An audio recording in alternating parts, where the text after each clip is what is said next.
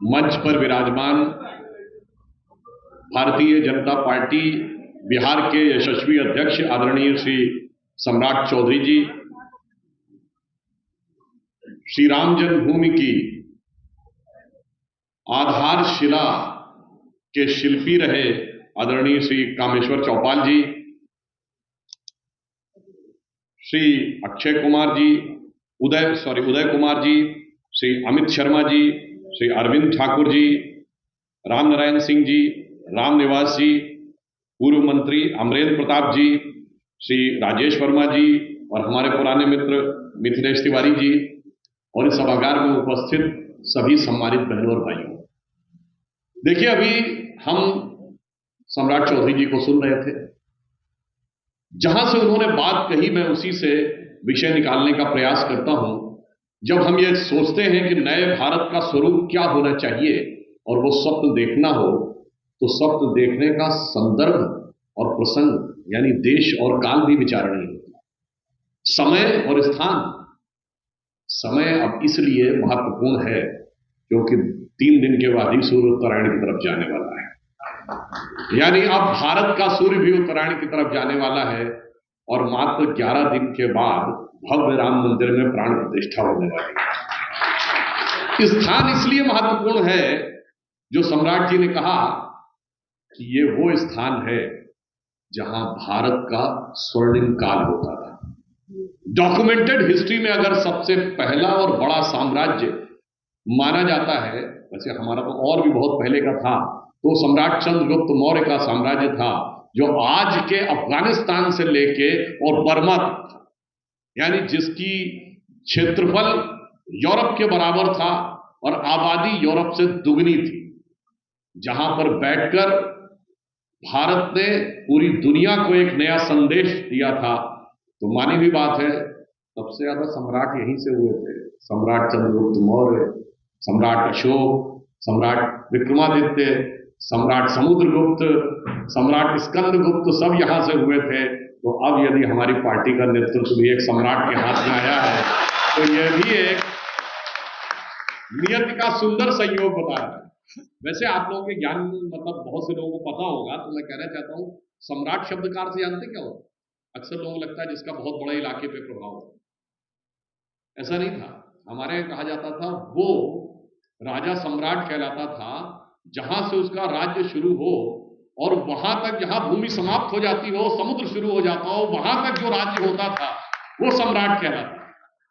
वैसे सामान्यतः वैदिक वाङ्मय में इसका लिटरल मीनिंग होता था कि दक्षिण दिशा तक, क्योंकि हमारा दक्षिण में समुद्र था, वहां तक जो प्रभाव होता था सम्राट कहलाते थे। तो मैं कहना चाहता हूं, इसीलिए आप देखें उत्तर भारत में अनेक प्राचीन राजाओं के साथ सम्राट की उपाधि जुड़ती थी।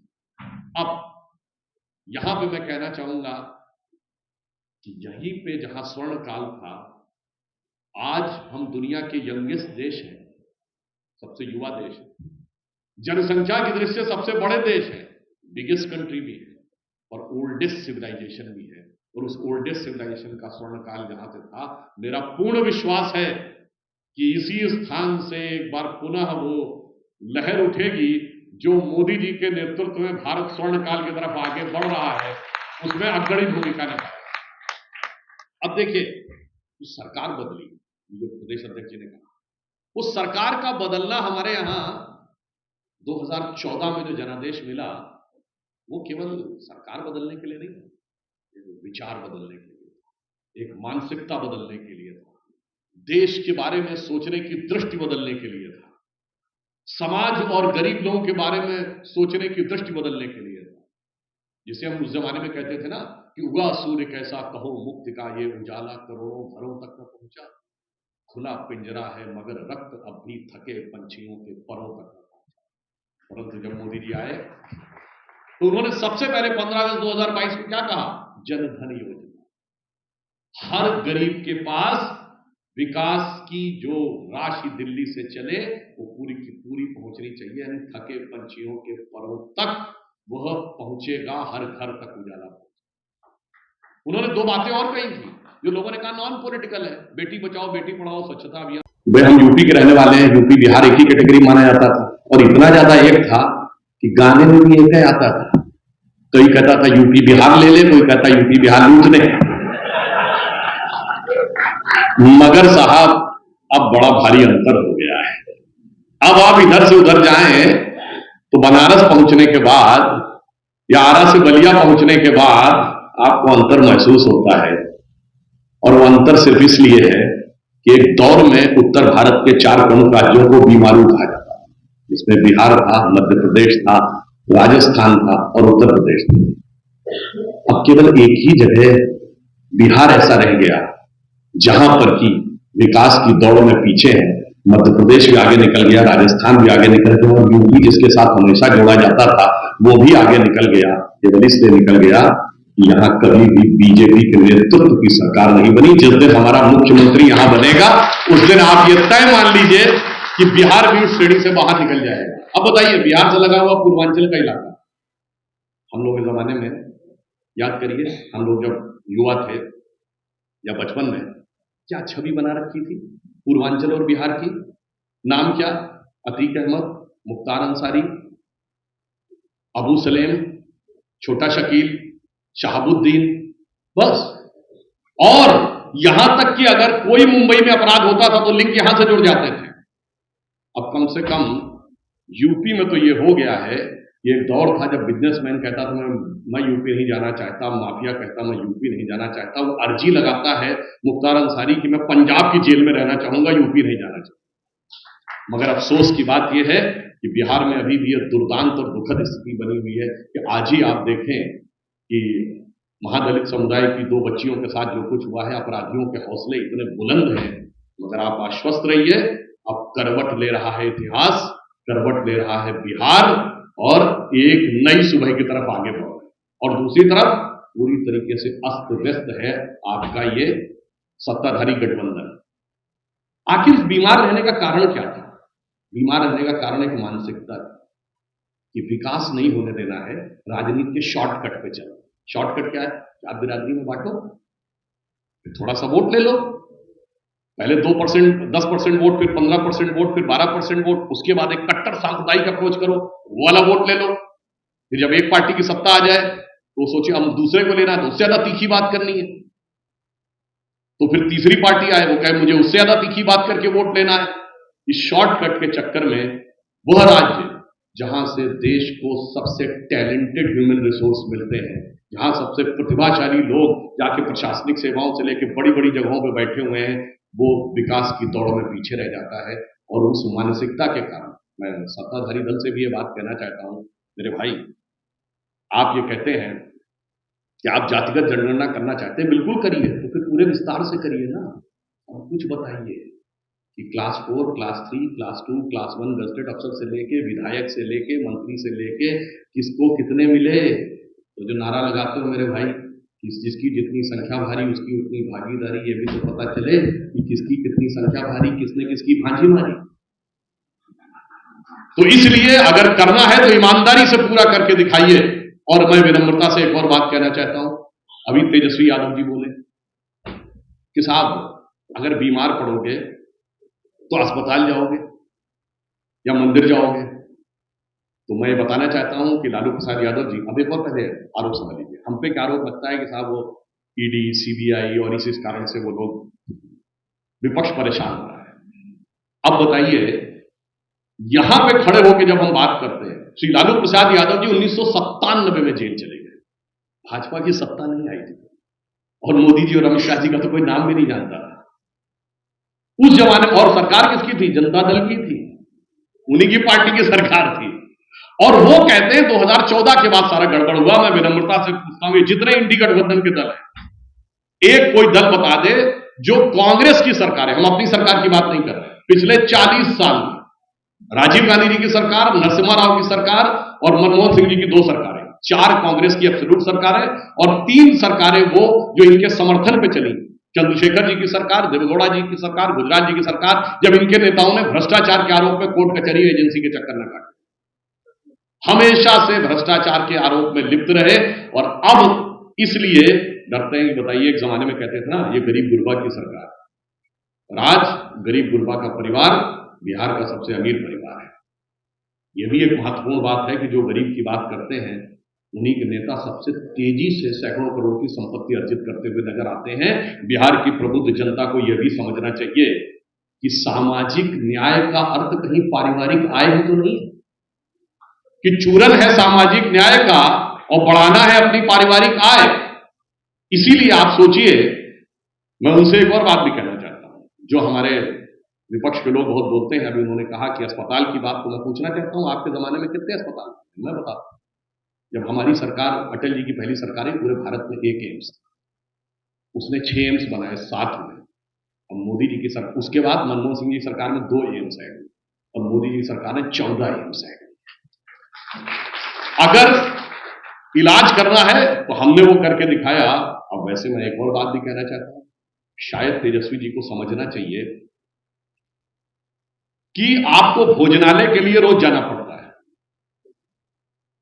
मगर भोजन अगर नहीं मिले एक टाइम तो कोई फर्क नहीं पड़ता, 1-2 दिन भी ना मिले तो फर्क नहीं पड़ता, पर भोजनालय से ऊपर अस्पताल का स्थान है। अस्पताल जिंदगी में या कई वर्षों में एक आध बार जाना पड़ता है, 1 घंटे की भी देर हो जाए तो जानलेवा हो सकती है।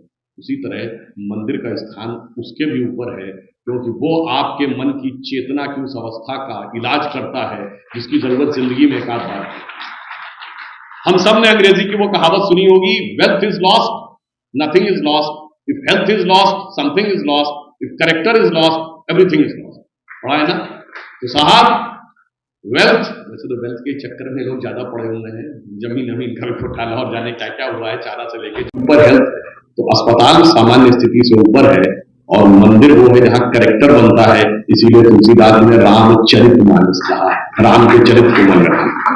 फिर भी मैं, अगर उनको फिर भी है तो मैं एक प्रश्न पूछना चाहता हूं, और जो मैं पत्रकार महोदय से कहूंगा अवश्य पूछिएगा उनसे, कि अगर वो ये मानते हैं कि प्रार्थना और धार्मिक भावना से ऊपर अस्पताल की स्थिति है, तो हकीकत तो यह है कि उनके गठबंधन वाले तो मानते हैं कि धार्मिक भावना अस्पताल से ऊपर है।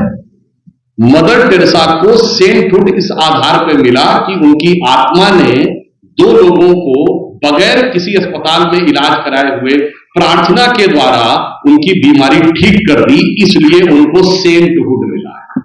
अब मैं पूछना चाहूंगा माननीय तेजस्वी जी, माननीय शिक्षा मंत्री जी, कृपया आप बोलेंगे कि यहां पे अस्पताल ऊपर है, प्रार्थना ऊपर है? मेरा दावा है, ये प्रश्न अगर कोई पत्रकार पूछ लेगा तो तेजस्वी जी निस्तेज होने लगेंगे, चंद्रशेखर जी चक्कर खाने लगेंगे, और फतेह भैया के हाथ के तोते उड़ने लगेंगे। क्योंकि यही मैं कह रहा हूं, ये सब के सब क्या बोलते हैं, ये सब ज्ञान देव पाने हमारे लिए बनते हैं, हमको ज्ञान देते हैं। और मैं एक सीरियस बात, आप लोग प्रबुद्ध हैं तो निश्चित रूप से आप ये समझते हैं, ये जानते हैं कि मुझे इनसे भी कोई गुरेज नहीं है, मेरा इनसे कोई विरोध नहीं है। इन सब लोगों को तो पता ही नहीं है कि ये किस बड़े षड्यंत्र के स्वयं शिकार हैं। आज जब जो इंटरनेशनल इंटेलिजेंस एजेंसीज थी, विदेशों में यह नियम है कि 50 साल के बाद वो डिक्लासिफाइड कर देते हैं अपने डॉक्यूमेंट्स, तो केजीबी, सीआईए, उसके जो ग्लोबल ऑपरेशंस थे उसको डिक्लासिफाइड कर देते हैं।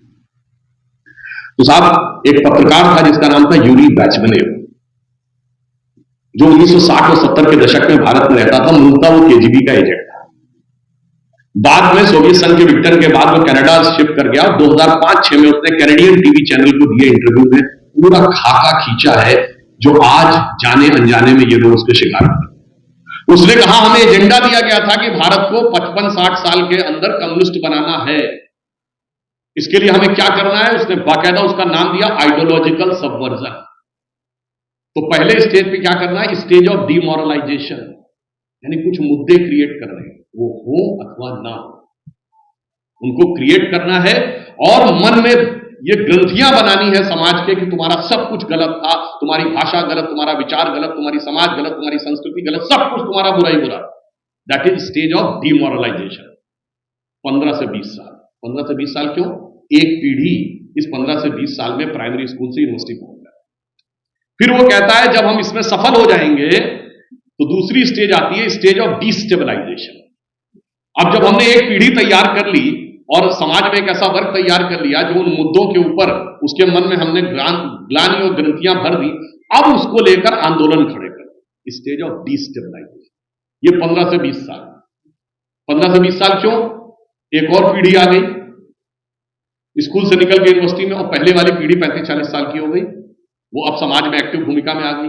अब वो कहता है तीसरी स्थिति, वो कहता है नाउ अब उस आंदोलनों को हिंसक संघर्ष में बदलना है, यानी सामाजिक संघर्ष पैदा करवा देना, एक दूसरे के खिलाफ लड़ाई, हिंसा, मारकाट तक आ जाना है। वो कहता है थर्ड स्टेज वो स्टेज ऑफ रिवोल्यूशन। वो 15 से 20 साल, अब तीसरी पीढ़ी आ गई, और पहली वाली पहुंच गई 50-55 साल की, अब समाज में महत्वपूर्ण स्थान पे आ गई। फिर वो कहता है now comes the fourth stage, जिसको कहते हैं स्टेज ऑफ नॉर्मलाइजेशन, यानी अब हमारी सत्ता स्थापित। उसने कहा मुझे बाकायदा एजेंडा दिया गया था कि भारतीय संस्कृति को ध्वस्त करना है, बदनाम करना। अब वो खुद लिखता है इसके लिए मुझे भारतीय संस्कृति को स्टडी करना है, स्टडी करने के बाद तो मैं इसका भक्त हो गया, मुझे लगा ये कितनी महान संस्कृति है और हम इसे नष्ट करने का प्रयास कर रहे हैं। कहा ये मेरे लिए इतनी खतरनाक बात थी कि अगर उस समय मेरे देश को पता चल जाता तो मुझे शायद सुनवाई का मौका नहीं दिया जाता, मेरे साथ कुछ भी हो सकता था। पर उसने कहा कि मैं जितना कर सकता था उतना मैंने डायल्यूट करने का प्रयास किया, और उसने एक शब्द कहा है जो उसके शब्द हैं, मेरे शब्द नहीं, और इसको कोई शब्दशः न ले। उसने कहा कि हम बड़े बड़े लोगों को तैयार करते थे, उनके मन में ये विचार भरते थे कि वो बहुत बुद्धिमान है, हम इतिहासकार, कलाकार, साहित्यकार, वैज्ञानिक और ये हमारे नेता बहुतों के डेलीगेशंस यूरोप और रूस ले जाते थे, और उनको लगता था कि वो बहुत महान है और वो बड़े प्रतिभाशाली हैं, इसलिए उनको लिया जा रहा है। कहा हमारे लोग केवल उन पर नजर रखते थे 20-25 दिन, और ये देखते थे कौन आदमी मेरे लिए उपयोगी है। ये उसका शब्द है, मैं पुनः कैवेट लगा कह रहा हूं, मैं किसी का अपमान करने के लिए शब्दशः नहीं कह रहा हूं। उसने कहा कि in their opinion they were considering themselves as stalwart, यानी वो अपनी नजर में अपने को बड़ा महान समझते थे। In our opinion they were the useful idiots.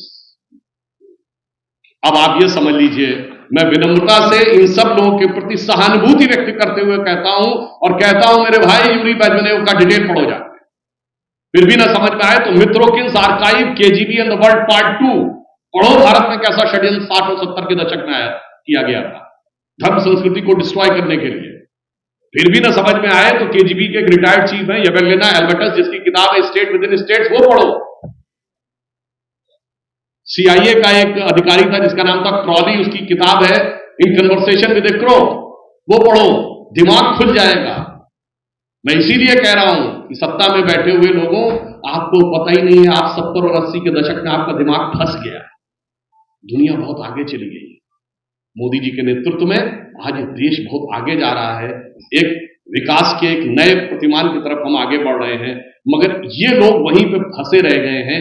इसलिए मैं इनसे कहूंगा विनम्रता से, मान्यवर आप मंत्री जी हो या उप मुख्यमंत्री जी हो, कृपया इन किताबों को पढ़ें, शायद आपके बुद्धि का भी परिमार्जन हो जाए। ये क्या बताएं, ये तो राम मंदिर के भी खिलाफ खड़े रहते हैं, और आज से नहीं हमेशा से खड़े।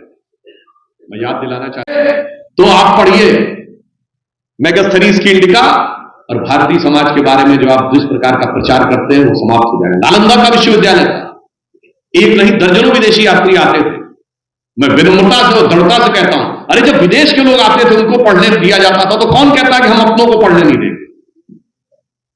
ये बताइए, अल्बरूनी आया और उसने पातंजलि योग सूत्र पढ़कर उसका ट्रांसलेशन कर दिया, यानी हम अरब को पढ़ने देंगे, यूनान को पढ़ने देंगे, चाइनीज को पढ़ने देंगे, जिनको हम यवन और म्लेच्छ कहते थे उनको पढ़ने देंगे, और अपनों को पढ़ने नहीं देंगे। मेरे भाई, अंग्रेजों का लिखा हुआ इतिहास कब तक तुम्हारे दिमाग में घूमता रहेगा? अब जब शिक्षा मंत्री के ही दिमाग में घूमता रहेगा तो समझिए शिक्षा की गति और दुर्गति क्या हो सकती है। अब मैं दूसरा उदाहरण देना चाहता हूं। चंद्रगुप्त विक्रमादित्य के समय में 5वीं सेंचुरी में एक चाइनीज ट्रेवलर आया, उसका नाम था फाहीन, और मैं आपको कोट करके बोल रहा हूं कि फाहीन ने जो अपने संस्मरण लिखे वो चीनी भाषा में लिखे, उसका ट्रांसलेशन लंदन में किया गया, कॉलोनियल प्रेस लंदन में, छापने वाला लंदन का है, ट्रांसलेशन हुआ है चाइनीज भाषा से, और ट्रांसलेशन कर्ता का नाम है Epiphanius Williams, fragment of travels of फाहीन, यानी लिखने वाला अंग्रेज है, संपादन करता अंग्रेज है, इंग्लैंड में छपा है, चीनी भाषा से सीधे अंग्रेजी में ट्रांसलेशन हुआ। और वो क्या लिखता है, यहां के समाज के बारे में, मगध के बारे में लिखता, इतनी खुशहाली, इतनी संपन्नता कि मुझे लगता जैसे मैं स्वर्ग में आ गया। और आगे क्या लिखता है कि यहां पर भगवान बुद्ध के स्वागत में एक महीने का पर्व होता है, और जब वैशाली में भगवान बुद्ध की मूर्तियां प्रवेश करती हैं तो सबसे पहले उसके स्वागत में मंत्रोच्चार ब्राह्मण करते हैं और फिर समस्त समाज उनका भगवान बुद्ध की पूजा अर्चना करता है। कहां पे विरोध था भाई? मैं फिर कहता हूं, इसमें कोई भारत का व्यक्ति नहीं है। Travels of Fahien translated from Chinese to English, printed and publish in colonial press London by Epiphanes William. और भैया इसमें संघी भाजपा तो कोई नहीं। इसलिए मैं कहना चाहता हूं कि आपके दिमागों में जो चीजें आपने भरने का प्रयास किया उसे समझने का प्रयास करना चाहिए। और यहां मैं एक और बात भी कहना चाहता हूं, आजकल यहां पर बहुत सारे लोग तरह तरह की चीजों के बारे में ज्ञान देने लगते हैं। हमारे यहां कोई मतभेद नहीं था। अगर कुछ लोग कहते हैं ना कि साहब ये बुद्धवाद है और ये मनुवाद है, मेरे भाई अगर पूजा करते हो तो जिस समय पूजा करते हैं तो पंडित जी हाथ में लेकर बताना शुरू करते हैं ना, जम्बू द्वीपे आर्यवर्ते भारत खंडे, तो उसमें जो काल चक्र बताया जाता है। एक तो मजेदार बात बता दूं, हमारा काल चक्र कितना पुराना है, किसी का 1400 साल पुराना, किसी का 2000 साल पुराना। कोई मानता 14,000 साल पहले दुनिया बनी, ज्यादा से ज्यादा कोई मानता 30,000 साल। हमारे यहाँ खरबों साल पहले मानी गई। तो अगर आप कभी उस श्लोक को ध्यान दें तो क्या कहता है? ब्रह्म आयु, ब्रह्मा जी की आयु का द्वितीय परार्ध, यानी सेकेंड हाफ। फिर वो कहता है श्वेत वाराह कल्पे वैवस्वत मनवंतरे कलयुगे प्रथम चरणे बुद्धावतारे अमुक नाम संवत्सर, अमुक नाम पक्ष, अमुक नाम मास, अमुक नाम नक्षत्र, अमुक नाम। भाई एक ही लाइन में तो मनु और बुद्ध दोनों हैं। ये लड़ाई तुम्हारे दिमाग में भरी हुई है, कहीं दूसरी जगह नहीं थी। और अब मैं एक और तथ्य दुनिया आप लोगों के सामने रखना चाहता हूं, जिस विषय पे यहां के जो भी बड़े बड़े ज्ञानदेव पाणे बन गए हैं उन लोगों से मैं कहूंगा कि जरा इस पर ध्यान दें। आपको पता है कि मूर्तियों को अरबिक में बुद्ध कहते हैं, और इसीलिए इस्लामिक आक्रमणकारियों ने एक शब्द प्रयोग किया बुद्ध शिकन, बुद्ध परस्ती, यानी जो मूर्तियों की पूजा करे वो बुद्ध परस्त है, और बुद्ध शिकन जो बुद्ध को तोड़े। इस बुद्ध शब्द की उत्पत्ति कहां से हुई? अब मैं डॉक्टर बाबा साहब अंबेडकर को कोट करता हूं। डॉक्टर बाबा साहब अंबेडकर की writings and speeches of doctor Baba Saheb Ambedkar volume 3। वैसे तो पेज नंबर ही बता सकता हूं, पर थोड़ी मेहनत तो उनको भी करने दीजिए। First publish in 1987 by the education department, government of Maharashtra, then reprinted by Ambedkar foundation, department of social justice and empowerment, government of India in January 2014। दोनों उन्हीं के जमाने की सेकुलर सरकारों में।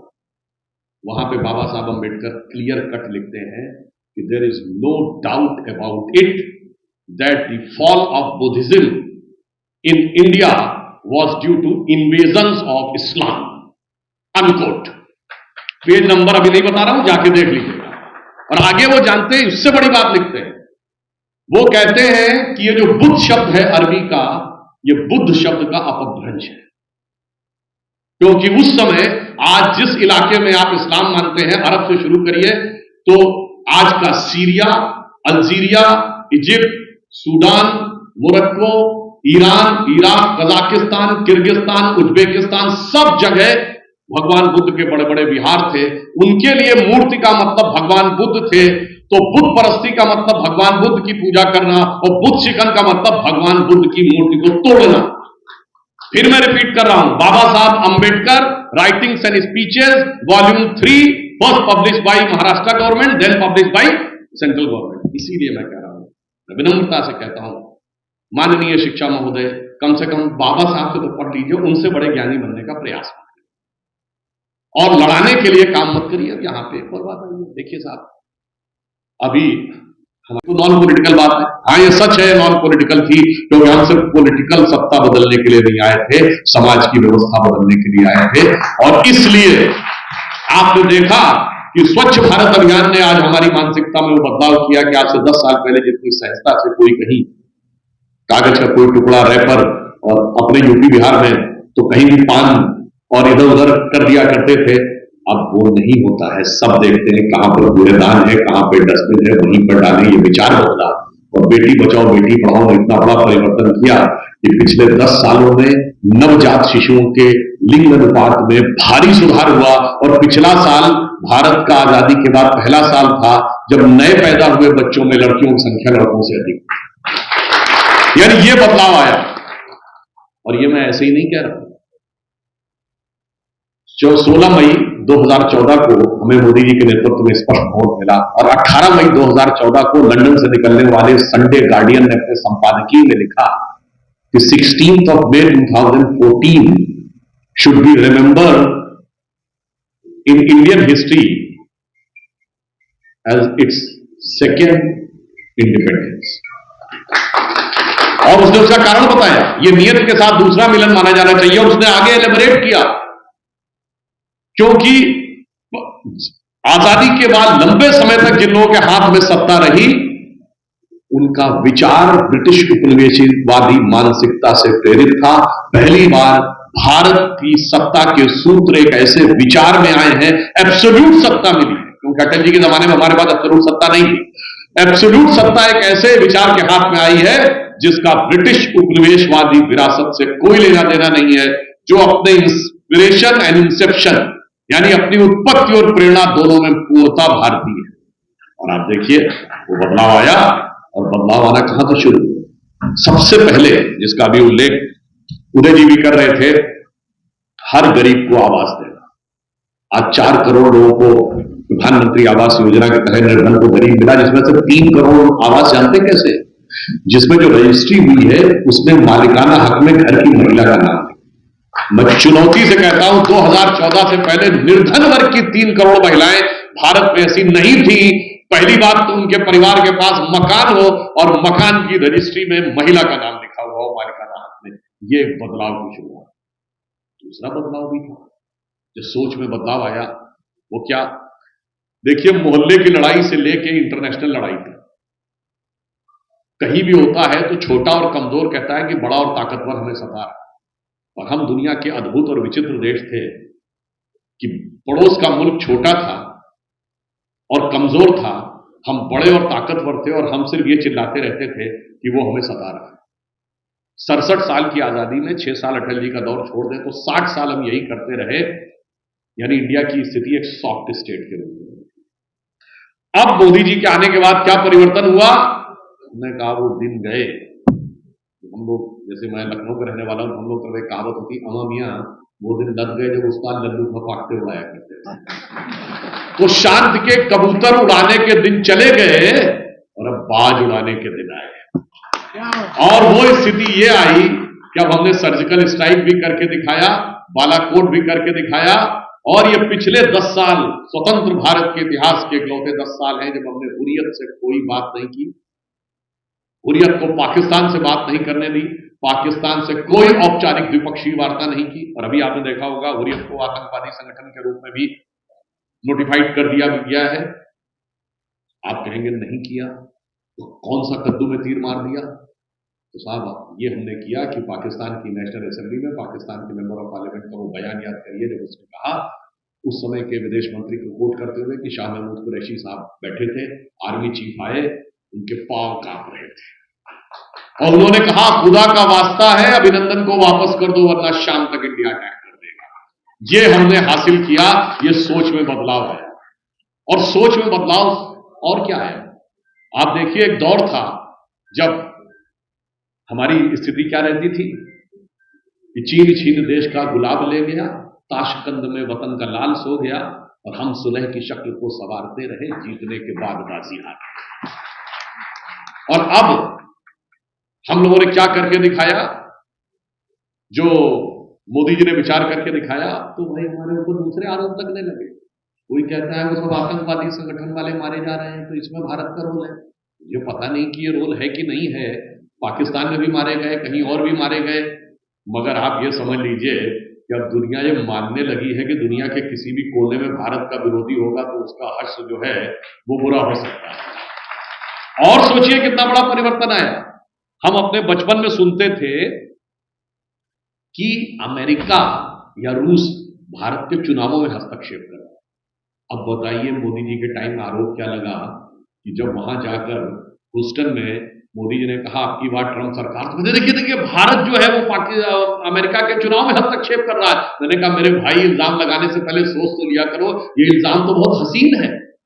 यानी हमारी ये हैसियत हुई कि हम अमेरिका के चुनावों को हस्तक्षेप कर सकते हैं, प्रभावित कर सकते हैं, मगर ये बदलाव इतना बड़ा आया है बहुत से लोगों को ये समझ में नहीं आया। अब एक और बात आप देखिए, अभी आपने देखा होगा कि चीन जो हमारा प्रतिद्वंदी और प्रतिस्पर्धी माना जाता है, उसके सरकार के मुखपत्र ग्लोबल टाइम्स ने मोदी जी की तारीफ की।